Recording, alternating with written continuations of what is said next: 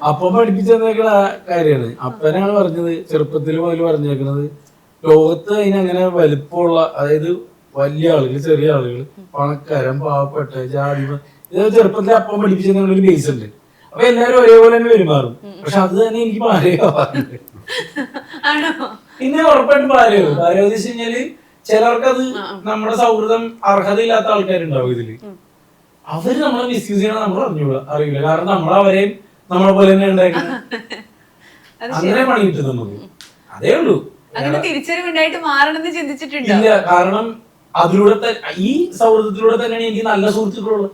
എനിക്ക് വേണ്ടി ചാവാൻ നിൽക്കുന്ന ഒരുപാട് സുഹൃത്തുക്കളുള്ളതും അങ്ങനെ തന്നെയാണ്. അപ്പൊ ഇടക്ക് പറഞ്ഞ തലക്ക് മറ്റേമാരൊന്നും അടിച്ചിട്ടൊക്കെ പോകും. ഞാൻ വടിവേലിൽ മാറില്ല. അതാണ് എന്റെ അമ്മച്ചി അങ്ങനെയാണ്. അമ്മച്ചിയൊക്കെ അങ്ങനെ തന്നെയാ. അതായത് കോമഡി ആക്കി നിങ്ങൾക്ക് വളരെ സിമ്പിൾ ആയി ഞാൻ പറഞ്ഞുതരാം. ഒരു യൂബറുകാരൻ അല്ല, ഒരു യൂബറുകാരൻ. അപ്പൊ വീട്ടിൽ വന്നു കഴിഞ്ഞാൽ ആര് വന്നാലും ചായ കൊടുക്കണം, ഭക്ഷണം കൊടുക്കണം എന്നൊക്കെയുള്ള സാധനം പണ്ട് തുടങ്ങി. നിങ്ങളാണല്ലോ വീട്ടിലൊരു ചായ ആയിട്ട് വരുമല്ലോ, അത് അങ്ങനെ തന്നെയാണ്. അപ്പൊ ഏതൊരു ക്രിസ്മസിന്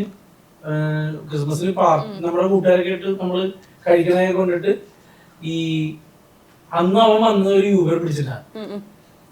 അമ്മിച്ച് എന്ത് ചെയ്ത് ഞങ്ങളൊക്കെ ഇവിടെ നിന്ന് കഴിക്കുമ്പോ യൂബറുകാരന് ഭക്ഷണം കൊടുത്ത് വിട്ടു. 2 ആഴ്ച കഴിഞ്ഞപ്പോഴേക്കും എനിക്ക് പോലീസ് സ്റ്റേഷനിൽ നിന്ന് വിളിയാ. ഈ യൂബറുകാരൻ പിന്നെ എന്നെ വിളിച്ച ജോലി ഡ്രൈവർ ആക്കുമെന്നൊക്കെ ചോദിച്ച് വിളിച്ചായിരുന്നേ.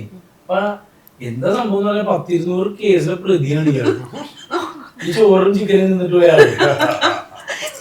ഞാൻ പറഞ്ഞു കേട്ടിയോ? അങ്ങനെ അതാണ് അമ്മച്ചിയുടെ ഭാഗത്തുനിന്ന് അതാണ്. അതെ അതെ, ആളെ അറിയില്ലല്ലോ. അപ്പം വരുമ്പോ നമുക്കൊരു സ്നേഹം മാത്രം, ഭക്ഷണം കൊടുക്കുക, വിടുക. അതങ്ങനെ തന്നെ.